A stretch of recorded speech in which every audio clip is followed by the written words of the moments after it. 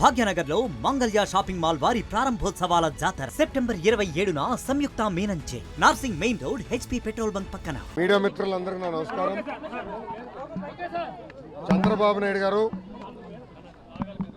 అని విద్యాశాఖ మంత్రిగా చేసినప్పుడు ప్రభుత్వ పాఠశాలని మీరు బలోపేతం చేయాలా, ఒక పద్ధతి ప్రకారం మీరు వ్యవస్థని ముందలు తీసుకెళ్లాలా. ప్రభుత్వ పాఠశాలలో గత 5 సంవత్సరాలు దాదాపు 9 లక్షల మంది విద్యార్థులు తగ్గిపోయారు.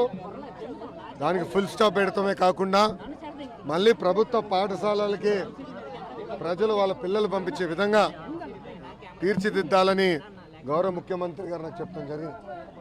దాంట్లో భాగంగా మీరందరూ చూస్తే ఒక పక్కన అధికారులతో సమీక్ష చేస్తూ ఇంకో పక్కన డేటా తీసుకుని ఏ స్కూలు ఎలా ఉంది, ఇన్ఫ్రాస్ట్రక్చర్ ఎలా ఉంది, పిల్లల మార్కులు ఎలా ఉన్నాయి, అటెండెన్స్ ఎలా ఉంది, కంప్యూటర్ ల్యాబ్ ఉందా లేదా, ఇన్ఫ్రాస్ట్రక్చర్ లోటుపాట్లు ఏంటి, ఇవన్నీ కూడా నేను తెలుసుకుంటాం జరిగింది. దాని తర్వాత ఎప్పుడన్నా నేను జిల్లాలకు వచ్చినప్పుడు నేను పక్క జిల్లాలకు వచ్చినప్పుడు ఒకరోజు ఎవరికి చెప్పకుండా, మీకెక్కడ తెలుసు నాకు తెలియదు కానీ ఎవరికి చెప్పకుండా నేను అనుకున్న పాఠశాలలకు వెళ్తాం జరిగింది. ఈరోజు కూడా నియోజకవర్గంలోకి వచ్చిన తర్వాతనే గౌరవ ఎమ్మెల్యే గారికి ఫోన్ చేసి మీ నియోజకవర్గంకి వచ్చాను, ఫలానా పాఠశాలలోకి వెళ్తున్నానని చెప్తాం జరిగింది. మీడియా మిత్రులు మీకు కూడా తెలుసు, మీకు కూడా లాస్ట్ మినిటే ఇన్ఫర్మేషన్ వచ్చింది. ఇది ఎందుకు చేస్తుంటే వాస్తవాలు తెలుసుకోవాలి. ఏ ఆశయాలతో అయితే మేము పాలసీస్ అన్నీ రూపొందిస్తున్నాం అది పాఠశాలకు వచ్చి కదా అమలు అవుతుందా లేదా, ఉపాధ్యాయుల ఆలోచన ఏంటి, ప్రభుత్వ పాఠశాలలో మెరుగైన విద్య ఎట్లా అందించాలి, వాళ్ళతో కూడా నేను ఈరోజు డిస్కస్ చేస్తాను జరిగింది. ముందు ఈ కార్యక్రమాన్ని నేను కొనసాగిస్తాను. ఈరోజు ప్రభుత్వ పాఠశాలను బలోపేతం చేయాలంటే కేవలం ఒక ఇన్ఫ్రాస్ట్రక్చరే కాదు, ఉపాధ్యాయుల్ని కూడా గౌరవించాలి, వాళ్ళని కూడా భాగస్వామ్యం చేయాలి. తల్లిదండ్రులు కూడా పేరెంట్ టీచర్ మీటింగ్ ద్వారా వాళ్ళని కూడా ప్రభుత్వ పాఠశాలలో భాగస్వామ్యం చేయాలనే ఆలోచనలో ప్రభుత్వం ఉంది. ఆ పేరెంట్ టీచర్ మీటింగ్కి గౌరవ ముఖ్యమంత్రి గారు, ఉప ముఖ్యమంత్రి గారు, మంత్రివర్యులు, శాసనసభ్యులు, శాసన మండలి సభ్యులు కూడా వెళ్ళి తల్లిదండ్రులతో మాట్లాడి ఇంకా ఏం చేస్తే బాగుంటుందో వాళ్ళతో చర్చించి ఆ పాఠశాలను ఎలా బలోపేతం చేయాలని దాని మీద కూడా చర్చించి వాళ్ళు మాకు ఫీడ్బ్యాక్ ఇచ్చిన తర్వాత అవి మేము సెంట్రలీ అమలు చేసే బాధ్యత మీ ప్రభుత్వం తీసుకుంటుంది. ఈ ఆలోచనతో ఈరోజు శ్రీకాకుళం పట్టణానికి వస్తాం జరిగింది.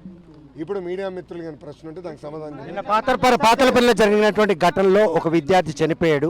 అసంపూర్ణ భవనం 2 ఏళ్లుగా నిర్మాణం నోచలేదు. నాడు నేడులో భాగంగా నిర్మించినటువంటి ఆ భవనం నిర్మాణం కాకపోవడంతో ఒక విద్యార్థి చనిపోవడం, ఇంకొక విద్యార్థి ఈరోజు అంగవైకల్యానికి కారణం. ఎవరి మీద చర్యలు? ఆల్రెడీ నేను దానికోసం రిపోర్ట్ అడిగాను. కానీ ప్రధానంగా మీరు గమనించాల్సిన విషయం ఏంటంటే స్కూల్ ఫీ రీయింబర్స్మెంట్లో దాదాపు 2500 కోట్ల బకాయిలు పెట్టింది గత ప్రభుత్వం. చిక్కి గుడ్ల పేమెంట్ 200 కోట్ల బకాయిలు పెట్టింది. ఆయాలకి రావాల్సిన జీతాలు దాదాపు 4-5 నెలలు బకాయిలు పెట్టింది. అవన్నీ ఒక పద్ధతి ప్రకారం తీర్చుకుంటూ మేము వస్తున్నాం. నాడు నేడు కింద గత ప్రభుత్వం కార్యక్రమాలు ప్రారంభించింది, వాళ్ళే ఆపేస్తాం జరిగింది. ఈ ప్రభుత్వం వచ్చిన తర్వాత ఆగేది కాదు, వాళ్ళు పేమెంట్ చేయక ఆపేస్తాం జరిగింది. ఆల్రెడీ దానిపైన నేను ప్రాథమిక నివేదిక అడిగాను.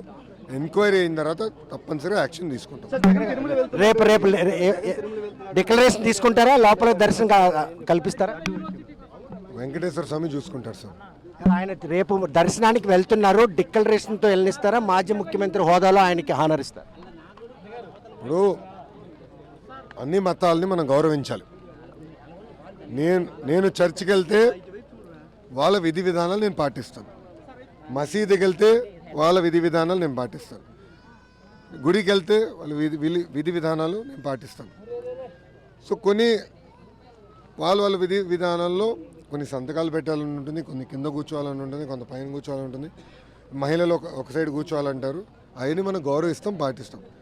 అది మాజీ ముఖ్యమంత్రి వర్యులు పులివెందుల ఎమ్మెల్యే గారు కూడా పాటిస్తే బాగుంటుందని నేను కోరుతున్నాను. లడ్డు వివాదం ఈ నేపథ్యంలో ఆయన మాత్రం 2 దీక్ష రూపంలో వస్తున్నారు, దర్శనం కాకుండా.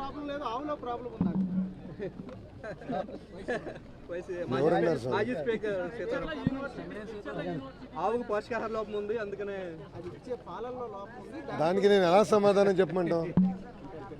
అంటే ఆయన ఒప్పుకుంటున్నాడా? దయచేసి మీడియా మిత్రులందరినీ అడగదలుచుకున్నాను. అంటే మాజీ స్పీకర్ గారు ఒప్పుకుంటున్నారా కల్తీ జరిగిందని సూటిగా ప్రశ్నిస్తున్నాను. ఇప్పుడు మీడియా మిత్రులందరూ కూడా తెలుసు, మీరు కూడా గత 5 సంవత్సరాలు తిరుమలకి వెళ్ళినారు. పాదయాత్రలో ఎవరిని కలిసినా నాణ్యత లేదు, లడ్డు పాడైపోతుంది, భోజనం సరిగా లేదు, అసలు టీటీడీ విధి విధానాలు సరిగా లేదు అని చెప్పింది. నిన్న మొన్న కూడా వీడియోలు బయటకు వచ్చినాయి. వైవి సుబ్బారెడ్డి గారు అన్నీ పెంచుతాం, అన్ని ఫీజు పెంచుతాం, సామాన్యులకి దేవుడిని దూరం చేసే విధంగా వాళ్ళు ప్రవర్తించారు, జరిగింది.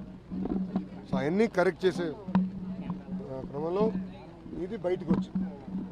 నేను కూడా ఈఓ గారిని కలిసినప్పుడు చెప్పాను, మొత్తం ప్రక్షాళన చేయండి, అన్ని టెస్ట్ చేయండి, ఎందుకంటే గతంలో అనేక ఆరోపణలు వచ్చినాయి. నేను పాదయాత్రలో కూడా మీరు చూస్తే నేను ట్వీట్ కూడా పెట్టాను దాని గురించి.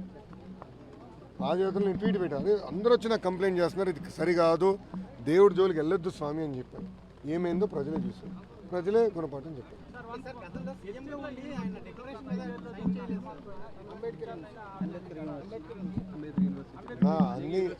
అన్ని యూనివర్సిటీల్లో వైకాపా పార్టీకి చెందిన రాజకీయ నాయకుల్ని వైస్ ఛాన్సలర్గా నియమిస్తాం, చాలా చాలా బాధాకరం.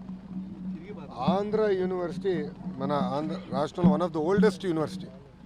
అలాంటి యూనివర్సిటీలోనే ఎలాంటి అరాచకాలు జరిగినాయి మీ అందరూ తెలుసు. అందుకే దాదాపు అందరూ వైస్ ఛాన్సలర్స్ అందరూ కూడా రాజీనామా చేశారు. ఆల్రెడీ కొన్ని యూనివర్సిటీలు ఎంక్వైరీలు వేసారు, రిపోర్ట్లు నా టేబుల్ మీద ఇప్పుడు ఉన్నాయి. తొందరలోనే అవన్నీ మేము రివ్యూ చేస్తాం. తప్పనిసరిగా ఎవరన్నా తప్పు చేస్తే యాక్షన్ తీసుకుంటాం.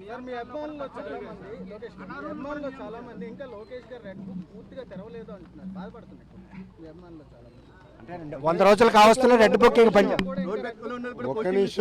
ఒక్క నిమిషం లేదు తప్పది. ఆయన ఏమన్నాడు, తెరిచాను పూర్తిగా తెరవలేదన్నాడు.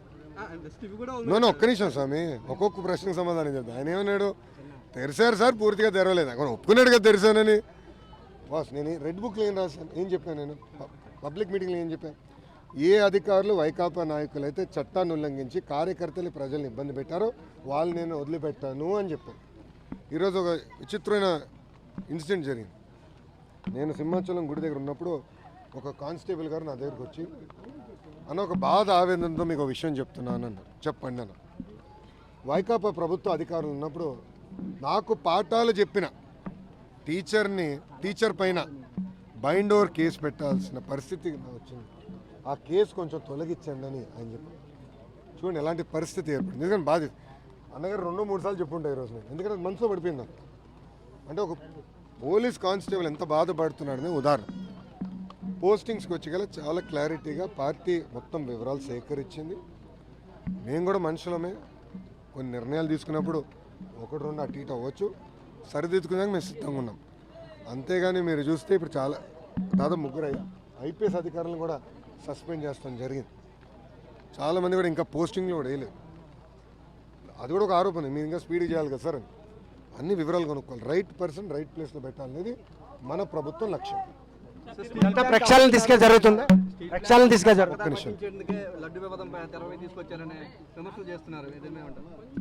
గౌరవ స్టీల్ మినిస్టర్ కుమారస్వామి గారు ఆయన వచ్చినప్పుడు విశాఖ ఉక్కుని ప్రైవేటీకరణ మేము చేయట్లేదు అని చెప్పారు. విశాఖ ఉక్కుని ప్రైవేటీకరణ చేయట్లేదు అని చెప్పారు. చంద్రబాబు నాయుడు గారు ప్రెస్ మీట్లో విశాఖ ఉక్కుని ప్రైవేటీకరణ చేయట్లేదని ఆయన చెప్పారు. దాని తర్వాత నేను మంత్రిగా వచ్చినప్పుడు ఇది 2వ ఉత్తరాంధ్రకు వస్తున్నాను, నేను చెప్పా, శాసనసభ్యులు చెప్పారు, ఎంపీలు చెప్పారు. వైకాపాకు నేను చెప్పేది అంటే సాక్షి చదివినా సాక్షి చూసినా ఆరోగ్యానికి హానికరం స్వామి. ఎందుకంటే తప్పుడు వార్తలు వాళ్ళు వేస్తారు. అసలు ప్రస్తావన ఎక్కడుంది వచ్చిందా, ఎవరన్నా మాట్లాడారా?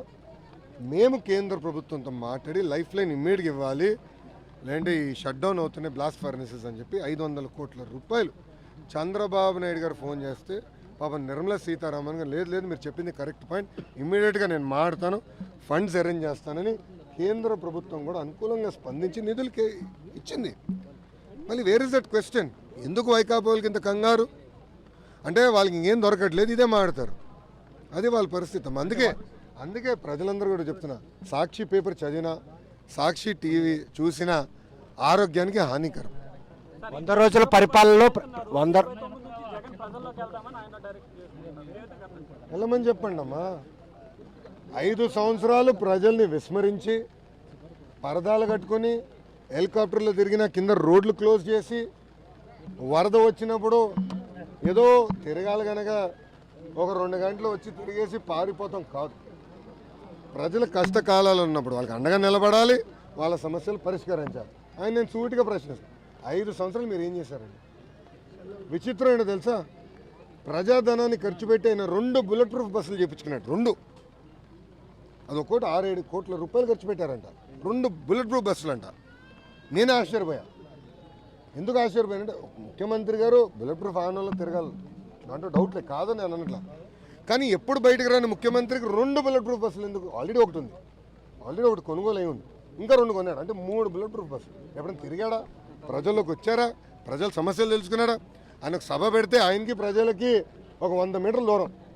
పొరపాటున శ్రీకాకుళం వస్తే చెట్లన్నీ నరికేశారు, మీకు తెలుసు. విశాఖపట్నం వెళ్తే చెట్లను నరికేశాడు. ఎందుకు భయపడ్డాడు అంతా? ఈరోజు చంద్రబాబు నాయుడు గారు ప్రోగ్రామ్ చేశారు, ప్రజావేదిక. ప్రజలు కూర్చున్నాడు, పరదాలు లేవు, బ్యారికేడ్లు లేవు, ప్రజల సమస్యలు తెలుసుకుంటున్నాడు. అది మాకు వైకాపా పార్టీ మధ్య ఉన్న తేడా.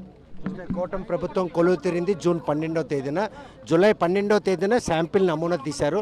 అక్టోబర్ 23వ తేదీన ఈ ప్రకటన జారీ చేశారు. ఇది కూటమి ప్రభుత్వం హయాంలో జరిగిన లడ్డూ వివాదాన్ని ఎందుకు ఈ ప్రభుత్వం బాధ్యత తీసుకోకుండా మా మీద బురద చల్లుతుందని మాజీ స్పీకర్ సూటిగా ప్రశ్న. కాంట్రాక్ట్ ఇచ్చింది ఎవరు? వైకాపా ప్రభుత్వం. టీటీడీ నిబంధనల్లో 250 కోట్ల కన్నా టర్న్ ఓవర్ ఎక్కువ ఉన్న కంపెనీకే కాంట్రాక్ట్లు ఇవ్వాలని ఉంది. ఎందుకు వాళ్ళ పార్టీకి చెందిన నాయకులు అది 150 కోట్లు తగ్గించారని సూటిగా నేను ఆయన ప్రశ్నిస్తున్నా. రెండో విషయం, వాళ్ళ పార్టీకి చెందిన ఎమ్మెల్సీలే మొన్న నాకు వచ్చి ప్రభుత్వం మారిన తర్వాత దర్శనాలు బాగా జరుగుతున్నాయి, లడ్డు క్వాలిటీ బాగుంది, అన్నదానం చాలా ఇంప్రూవ్ అయింది వాళ్ళు చెప్పారు నాకు. కొంచెం ఆయన కూడా వాళ్ళ నాయకులకు ఫోన్ చేసి ఇది అవునా కాదో తెలుసుకోవాల్సిన అవసరం చాలా చాలా ఉంది. 100% అమ్మా. ఇప్పుడు మీరు చూస్తే చంద్రబాబు నాయుడు గారు ఆల్రెడీ ఒక కమిటీ వేశారు. ఆ కమిటీ ఆధ్వర్యంలో అన్ని దేవాలయాలను ఎలా ఈ tendering process, quality standards process ఎలా బలోపేతం చేయాలని వాళ్ళు నివేదిక ప్రభుత్వానికి ఇస్తారు. ఆ నివేదిక వచ్చిన తర్వాత తప్పనిసరిగా మేము యాక్షన్ తీసుకుంటాం. థ్యాంక్ యూ అమ్మా. ఉంటా. భాగ్యనగర్లో మంగళ్య షాపింగ్ మాల్ వారి ప్రారంభోత్సవాల జాతర సెప్టెంబర్ 22న కీర్తి సురేష్ చే Sudarshan theatre complex RTC cross roads నందు. సెప్టెంబర్ 27న సంయుక్త మీనన్ చే Narsingi main road HP petrol bunk పక్కన. సెప్టెంబర్ 29న శ్రీలీలా గారిచే మణికొండ మర్రి చెట్టు నందు. మంగళ్య షాపింగ్ మాల్స్ గొప్ప ప్రారంభం. ప్రారంభోత్సవ ఆఫర్స్ మిస్ కాకండి. Mangalya shopping mall, Telangana, Andhra Pradesh.